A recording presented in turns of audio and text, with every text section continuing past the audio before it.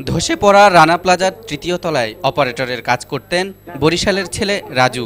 ঘটনার দিন থেকেই নিখোঁজ রাজুর মা মনোয়ারা বেগম সাভারে এসে ছেলের শোকে বারবার মূর্ছা যাচ্ছিলেন।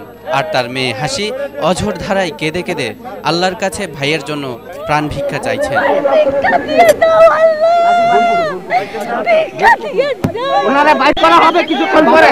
ভেতর থেকে কাউকে বের করা মাত্রই বোন হাসি ছুটে যাচ্ছেন সেদিকে। এই বুঝি ধ্বংসস্তূপ থেকে বেরিয়ে এলো আদরের একমাত্র ভাই রাজু।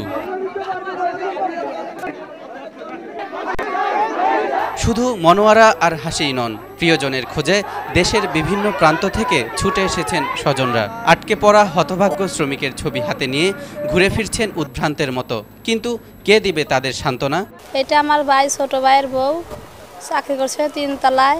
মাসুম ছোট 2 বছরের একটা বাচ্চা থুয়ে আর খোঁজ পাওয়া গেছে না। আমার স্ত্রীর অন্তঃসত্ত্বা ছিল, খবর দিয়ে অফিসে কোনো সমস্যা নাই, তোমরা আসো, যদি তোমরা আজকে না আসো তো তোমাদের বেতন আটকে দেওয়া হবে এবং তোমাদের 3 দিনকে অ্যাবসেন্ট করা হবে। পুরো সাভার জুড়েই দেয়ালে দেয়ালে সন্ধান চাই আর হারানো বিজ্ঞপ্তি লেখা এমন পোস্টার সাঁটানো হয়েছে। জীবিত না পেলেও অন্তত লাশটি নিয়ে যেন তারা ফিরে যেতে পারেন, এই আশায় বুক বেঁধে রয়েছেন গত কয়েকদিন ধরেই। বাইরে খাড়া হয়ে আইছিল, বা খাড়া হয়ে থাকলে বলে সব পেলেই বলে তুলছে বাবা, না মিছিল করুন, মিছিলের কথা কয়ে ভিতরে সব লিয়া বাবা 9টা না বেস্তি গেছে বা।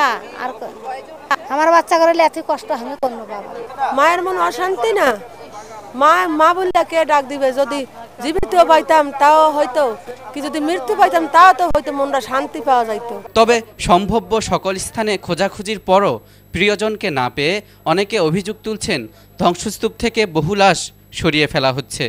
সকাল থেকে যে লাশ এখান থেকে নিচে একটা লাশও স্কুল মাঠে যায় নাই, একটা লাশও স্কুল মাঠে কোথায় গেছে এটা আল্লাহ। তাহলে আমরা সরকারের কাছে দাবি দাবা, আমাদের রাজ চাই, আমরা টাকা দেখি করুন, টাকা হাতের ময়লা বাবা, আমার রাজ দেখান লাগবো, পচা হোক গলা হোক। সব জায়গায় খুঁজছি, কোনো জায়গায় নাই। ক্যান্টনমেন্টে গেছি নাই, ওই স্কুল মাঠে গেছি নাই, হাসপাতাল ক্লিনিকে গেছি, কোনো জায়গায় নাই। রানা প্লাজার ধসে পড়া এই ভবনের ভেতর এভাবেই ছড়িয়ে ছিটিয়ে আছে অসংখ্য লাশ। হাতে গোনা কিছু লাশের দেখা মিললেও খোঁজ মিলছে না বেশিরভাগেরই। আর যেগুলো দেখা মিলছে সেগুলো পচে গলে যাওয়ায় চেনার কোনো উপায় নেই।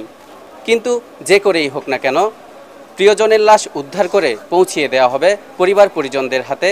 বাইরে অপেক্ষমান স্বজনদের এটাই এখন একমাত্র চাওয়া। তালহা ইবনে রেজা, ইসলামিক টেলিভিশন, সাভার, ঢাকা।